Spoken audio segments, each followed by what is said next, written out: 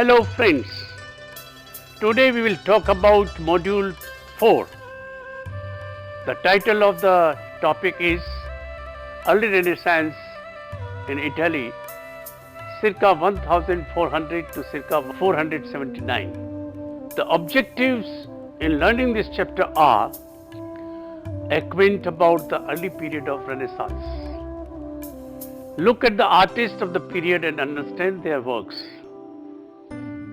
The components of the chapter are Introduction, Florence Baptistry doors, Brunelleschi's architecture,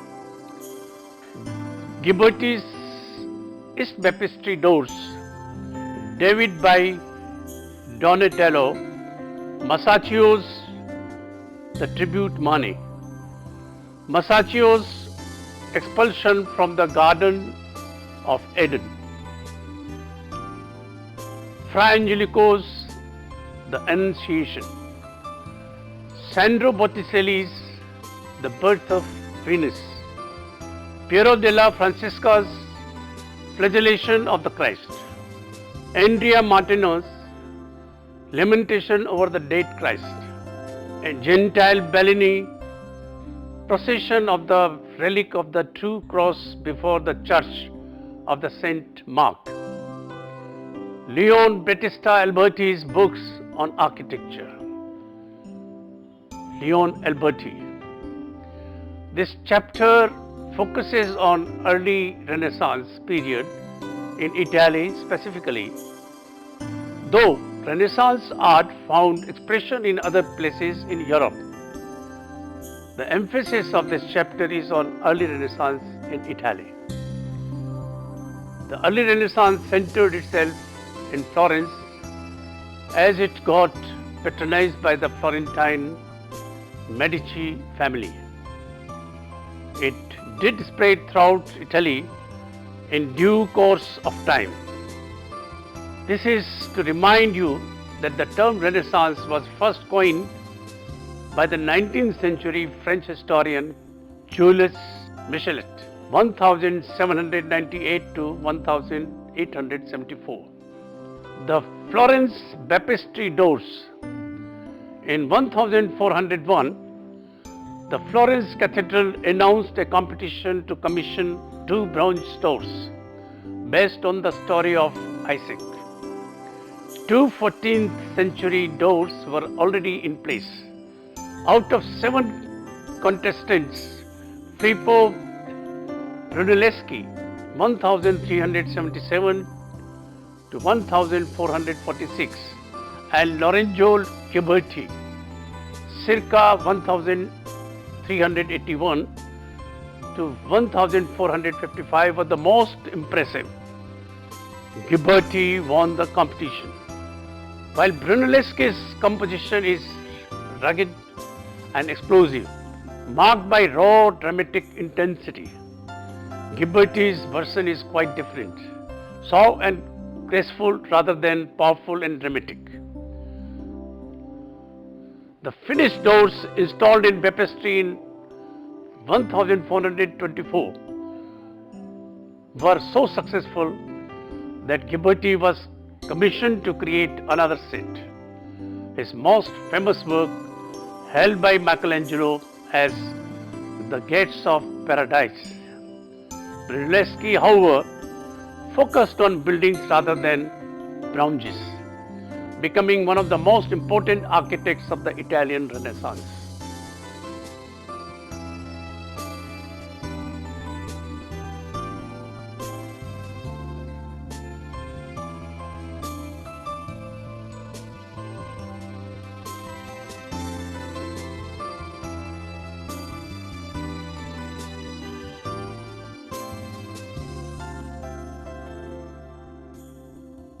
Brunelleschi's architecture. The roots of Brunelleschi's early architecture can be traced to classical precedents. Compared with the complexity of Aubert-Rézer's search for perfect mathematical ratios based on musical harmonies, Brunelleschi's concept of architectural beauty lay in basic ratios and shapes.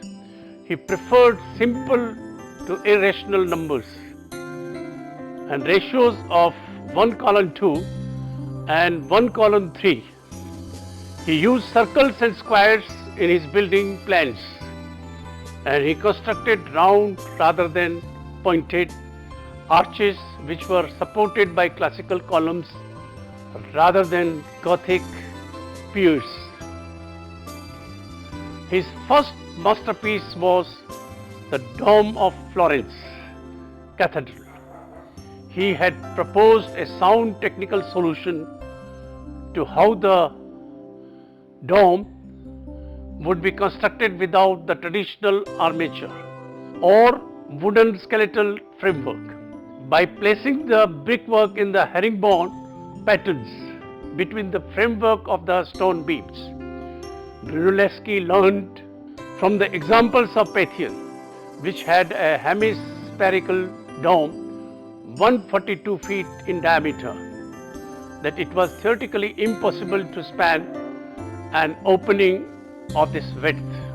However, the structure of Florence Cathedral did not lend itself to Roman building techniques, and the octagonal drum was too wide to be built with the wooden centering used in the Middle Ages. In 1417 to 30, Brunelleschi proposed a solution which he illustrated with a model on a 1 column 12 scale. He followed a horizontal construction plan based on a system of vertical ribs. Primary ribs were placed at each of the 8 corners of the octagonal drum, figure 3. At their base, they were approximately 11 feet by 7 feet, tapering towards their apex and visible to the viewer from the outside. Between each 2 primary ribs were 2 secondary vertical ribs, not visible from the outside, making a total of 24 ribs. Around these ribs, Brunelleschi constructed a horizontal section, 2 shells comprising a single dome and connected by horizontal ties placed at intervals. Building 2 thin shells instead of a single trigger, one lessened the weight of the dome. Its thrust was further reduced by building the walls of the dome at a steep angle. They rose a full 58 feet before needing support from the below. As a result, the dome was slightly pointed rather than perfectly hemispherical. Brunelleschi also built the Santo Spirito Church in Florence on the principle of early Christian basilica and was inspired by the Latin cross. His founding hospital was an expression of local forms of architecture and construction, but with a vision of art and science that was based on humanistic concept of the ideal. His San Lorenzo structures are considered keystones of the early Renaissance architectural style. Also credited to him is the famous Medici Palace. Architectural details, all in a classical style, were carved in a Pietra Serena grey Tuscan sandstone that became synonymous with Brunelleschi's interiors.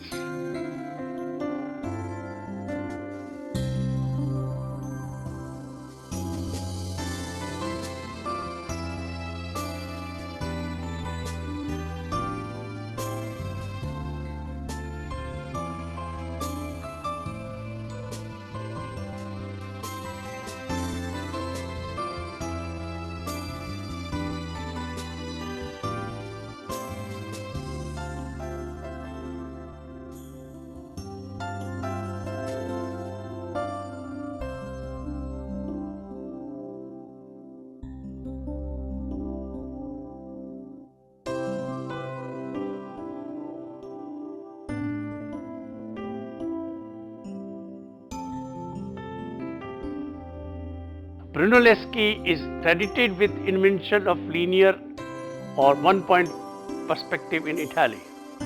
Brunelleschi conceived of the picture plane, the surface of a painting or a relief sculpture, as a window and the frame of the painting as the window frame.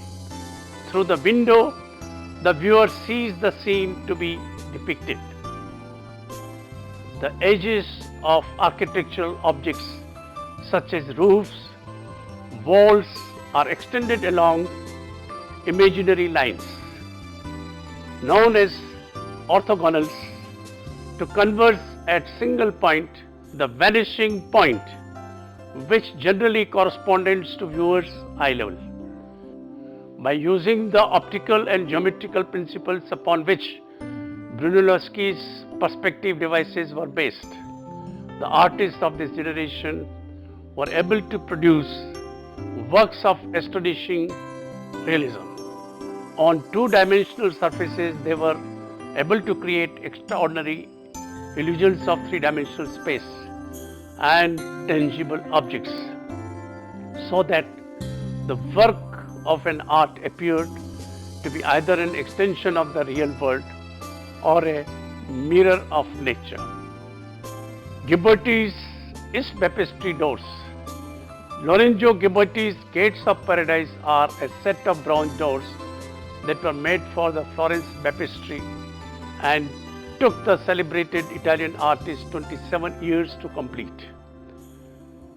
The doors that depict Old Testament scenes on 10 panels were firmly installed in 1452 and profoundly influenced his contemporaries as well as the next generation of Italian Renaissance artists.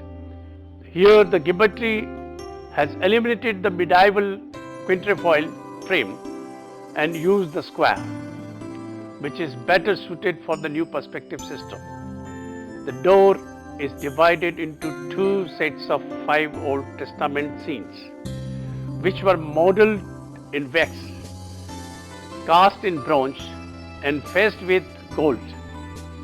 The east door was nicknamed the Gates of Paradise because the space between a cathedral and its baptistry is called a paradise. According to another tradition recorded by Vasari, Michelangelo said that Ghiberti's doors were beautiful enough to grace the entrance of paradise. David by Donatello.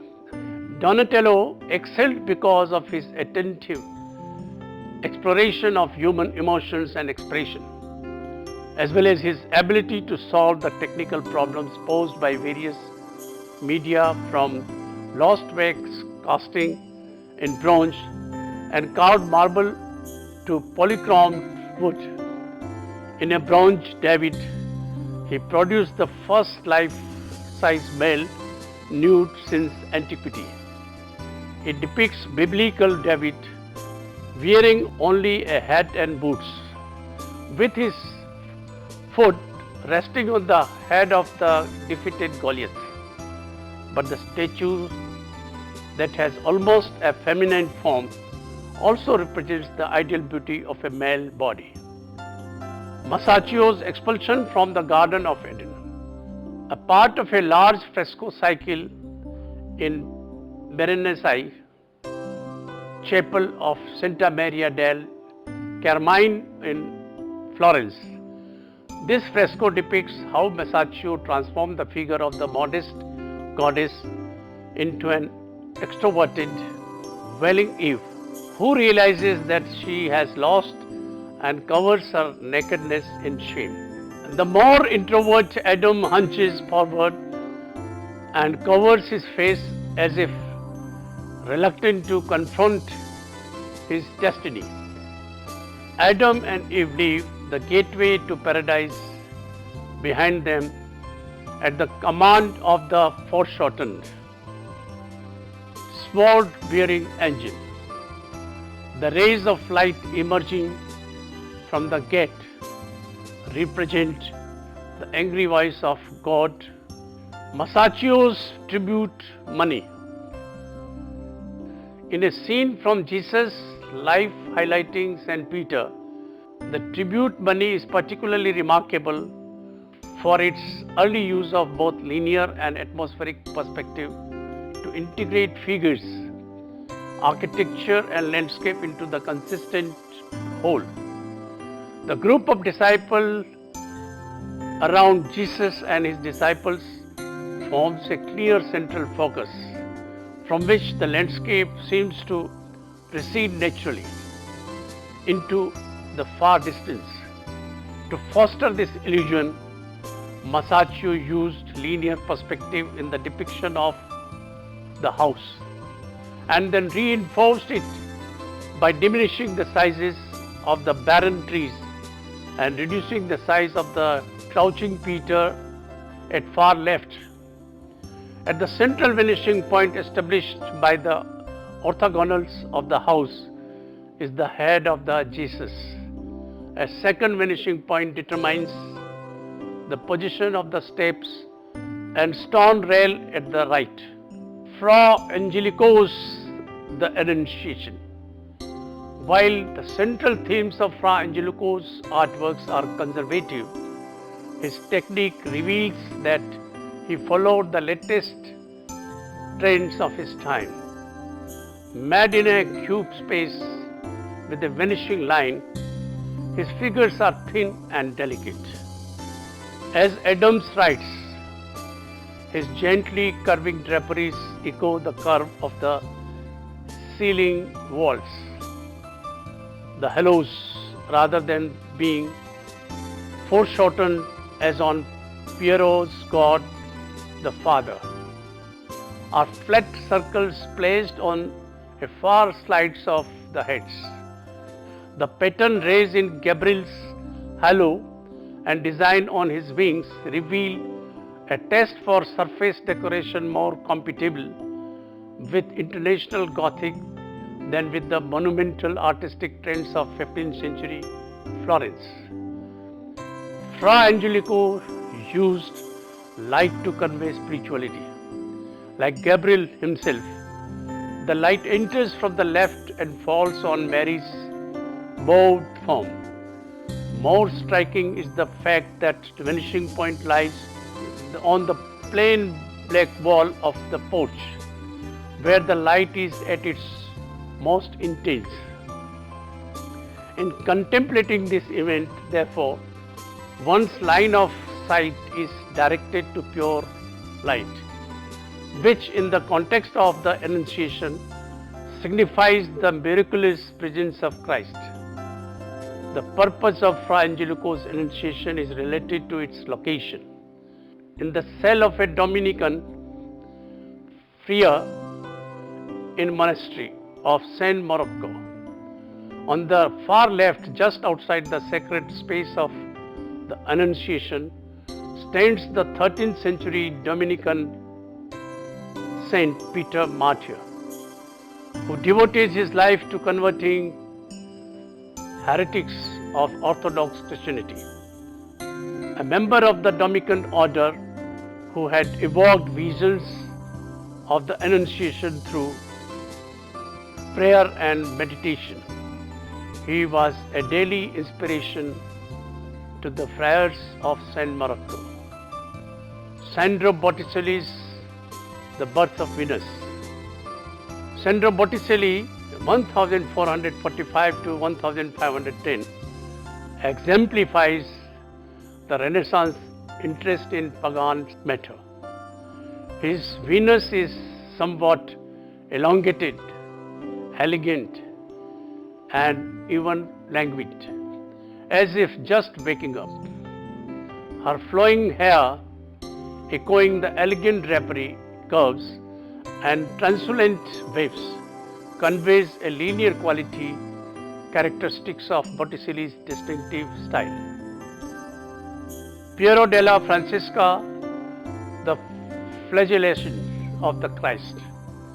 The flagellation of the Christ is probably the finest example of Francesca's outstanding sense of perspective. The title of the subject of the painting are a well-known scene from the Passion of the Christ, but the main focus is not the flagellation. Instead, the focus is on the three figures on the right, while the flagellation is set in the background, whom the three figures represent and what is their connection with Christ's flagellation is unknown, just like most things about the painting. Andrea Martina, Lamentation over the Dead Christ. Andrea Martina, circa 1430 to 1506, used perspective theory to achieve a radical foreshortening in his dead Christ. The body is shown feet foremost, with the stigmata, the wounds of the crucifixion, clearly visible, and the head slightly tilted towards by a pillow. Materna's idealization of body and mystery of perspective create a haunting psychological effect. Although the subject of the painting, mourning of the dead Christ, is a common theme of both the medieval and Renaissance art, Materna's Lamentation also revealed the influence of classicism and interest in anatomy of human body that would dominate the later Renaissance artworks. Gentile Bellini, procession of the relic of the True Cross before the Church of St. Mark in Venice. The leading figures of the early Renaissance included Jacopo Bellini's 1400 to 1470, known mostly through its sketchbooks, and his sons Gentile Bellini and Giovanni Bellini. It was Giovanni, one of the first major pioneers of oil painting in Venice, who became the father of Venetian painting and the teacher of both Giorgione and Titian, the supreme master of 16th century art in the city. As shown in the painting below, Gentile Bellini celebrated the daily life of the city in large, lively narratives. Bellini's painting depicts the miraculous recovery of the sick child whose father, the man in the red kneeling to the right of the relic, prayed for help as the relic passed by. Gentile has rendered the cityscape with great attention to detail. The mosaic encrusted by Byzantine Cathedral of St. Mark forms a backdrop for procession, and the Doge Palace and base of the bell tower can be seen at the right. Gentile's procession serves as a reminder that 15th century piazzas and buildings were sites of ritual ceremony, and it was in moments such as this that they were brought to life. Leon Battista Alberti's books on architecture. In many ways, the many talents of early Italian Renaissance were personified in the figure of Leon Battista Alberti, 1404 and 1472, one of the leading intellectuals of the period.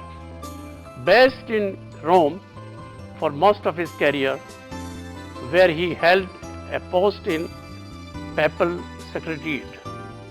He was a humanist philosopher, a Latin scholar, and the foremost art theorist of the Renaissance. His first treatise on painting, De Pictura, in which he explained the concept of disegno, was followed by a second on architecture, De Re Redifactoria, 1440s, and the third on the sculpture called De Statua, 1460s. These books brought together all the innovations of his Renaissance contemporaries, and their publication helped to propagate the new ideas throughout Europe. A practical man as well as a theorist, Alberti was also a painter, sculptor, and inventive architect. His influential designs includes the facades of Santa Maria Novella and Palazzo Rosselli in Florence. Alberti also designed a number of churches in Mantua, including St. Andrea and St. Sebastiano. Although his direct contribution to painting and sculpture was relatively minor, Alberti's importance as a thinker and disseminator of ideas was no less important to the spread of the Renaissance than that of other more famous artists.